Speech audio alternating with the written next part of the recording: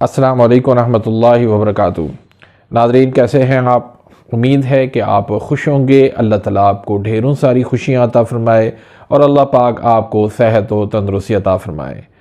नाज़रीन, online तिब्बी course के सिलसिले में आज हम एक नए टॉपिक के साथ हाज़िर खिदमत हैं। आज का जो हमारा टॉपिक है वो है सोराइसिस, दाद चंबल।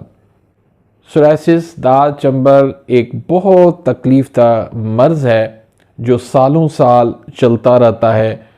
इसकी अलामात क्या हैं और इसके असबाब क्या हैं, फिर इसका दुरुस्त इलाज क्या है, आज की इस वीडियो में हम ये बयान करेंगे।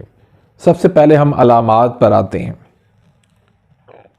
बालों के अंदर डैंड्रफ होता है, कोहनियाँ ख़ास तौर पर, और बाजू, पेट, पीछे कमर, टांगें, या Aahista Aahista step by step ये मर्ज़ बढ़ता जाता है।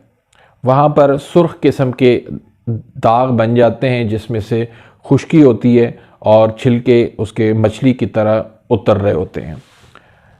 अगर उनको चिकनाहट वगैरह लगा दी जाए, वेज़लिन वगैरह लगा दी जाए, या कोई मरहम लगा दिया जाए आयली, तो फिर कुछ सुकून मिलता है। अगर बिल्कुल जिल्द जो है वो खुश्क हो जाए तो बड़ी तकलीफ़ उससे होती है।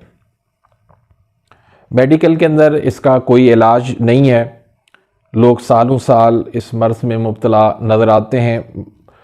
सिर्फ टेम्परेरी तौर पर स्किन स्पेशलिस्ट जो है वो ट्यूब क्रीमें देते हैं जिससे चंद दिनों के लिए मर्ज़ जो है उसके अंदर अफाका होता है, लेकिन जैसे ही वो ट्यूब छोड़ते हैं तो फिर मर्ज़ ये शुरू हो जाता है। तो मेरे सामने बहुत सारे ऐसे मरीज़ मैंने देखे हैं, मेरे जानने वाले, जो 15 साल से, 20 साल से, 25 साल से इस मर्ज़ के अंदर मुब्तला नज़र आए हैं। कुछ लोगों ने पाकिस्तान भर के डॉक्टरों को आज़माया, तो कुछ इंडिया से इलाज करवाने के लिए गए, कुछ बरतानिया गए, कुछ अमेरिका गए, लेकिन कहीं से भी इसका इलाज उनको नहीं मिला। वजह यह है कि मेडिकल के अंदर कहते हैं कि इसका काज़ हमें मालूम नहीं है।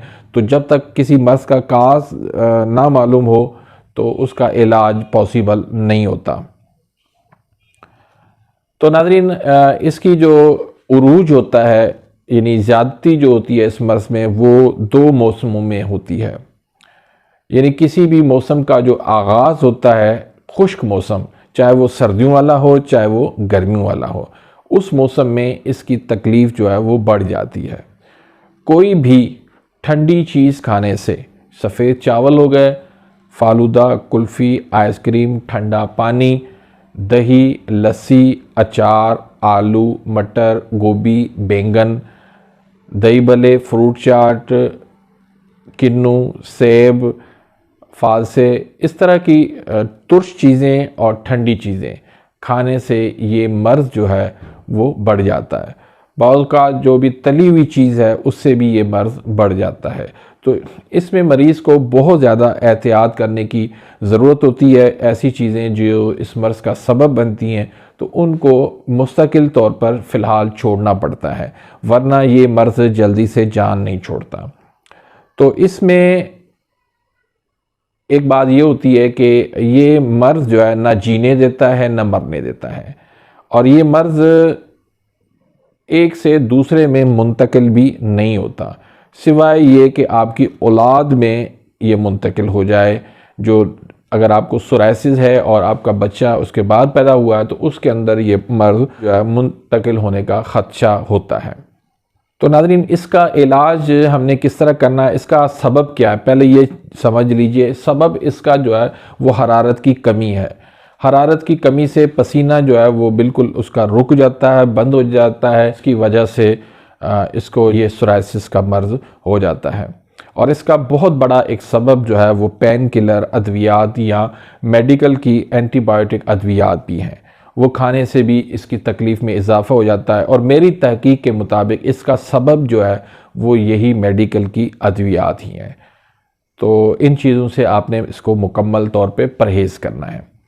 तो ग़िज़ा में आपने वो ग़िज़ाएँ इस्तेमाल करनी है जो जिगर को तहरीक में लाएँ, जिगर को तेज़ करें, जिगर को एक्टिव करें। जैसे खजूर है, शहद है, आम है, सरसों का साग है, लहसुन का अचार है, इस तरह पुदीना है, अजवाइन है और नमक है, तो देसी मुर्गी है, परिंदों का गोश्त है। तो इस तरह की चीज़ें जो है वो इस मर्ज़ के लिए फ़ायदेमंद है, क्योंकि हरारत बढ़ने से ही इसका इलाज पॉसिबल है। तो इसमें जो आपने नुस्खा जात इस्तेमाल करने हैं तो उसके साथ एक कावा भी आप इस्तेमाल कर लें, अजवाइन और पुदीना का। एक चुटकी अजवाइन की ले लें, एक चुटकी आप पुदीना की ले लें, तो इसका कावा बना के आप सुबह, दोपहर, शाम 3 टाइम पर इस्तेमाल करवाएं। तो इसमें जो मरहम आपने बनाना है उसमें एक तो आपने 4 मुलय्यन वाला सफ़ूफ़ वो आप ले लें 15 तोला, और 4 तोला आप मुसल 4 का सफ़ूफ़ ले लें, और 1 तोला आप इसमें नीला थोथा का जो है वो मिला लें। तो उसमें फिर आप इसके डबल जो है 2 गुना ज़्यादा इसमें वेज़लीन मिला के इसका आप मरहम बना लें, और ये मरहम आप रात को लगा लें, और या दिन में अगर घर में है तो भी इसको लगा सकते हैं जहाँ पर भी ये सोराइसिस के निशानात हैं। तो इसके अलावा जो नुस्खा जात आपने इस्तेमाल करने हैं उसमें एक नुस्खा आपने इस्तेमाल करना है, इसमें रस कपूर और दार चिकना, ये दोनों जो है वो 6-6 माशिया करना है, और बाबची, गंधक, आंवला सार और राई, ये तीनों 4-4 तोला आपने इसमें शामिल करना है। इन तमाम चीज़ों को आपने मूली के पानी में इसको खल करना है 3 घंटे तक। तो 3 घंटे तक इसको आप अच्छी तरह से खल करके इसको दाना मूंग के बराबर इसकी आपने गोलियां बना लेनी है। एक गोली आपने सुबह देनी है, एक गोली आपने दोपहर को देनी है, एक गोली आपने रात को देनी है, सादा पानी के साथ। दूसरा जो नुस्खा देना है उसमें जाल गोटा 1 तोला है, शंगरफ 2 तोला है, राई 4 तोला है, गंधक, आंवला सार 4 तोले हैं।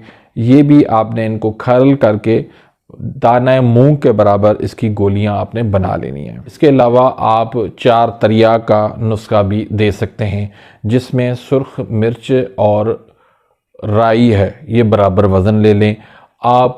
इसके भी आप 250 mg की कैप्सूल भर के सुबह, दोपहर, शाम एक कैप्सूल दे सकते हैं। तो इस तरह से आप इसका इलाज करें। अल्लाह के फजल करम से सोराइसिस हो, दाद हो, चंबल हो या सौदावी ख़ारिश हो, वो इससे अल्लाह के फजल करम से ख़त्म हो जाती है। तो उम्मीद है कि आप इस वीडियो से फ़ायदा उठाएंगे। तो नाज़रीन, इसी के साथ ही मैं इजाज़त चाहता हूँ। मिलते हैं इंशाल्लाह नेक्स्ट वीडियो में, तब तक के लिए इजाज़त। अल्लाह हाफ़िज़।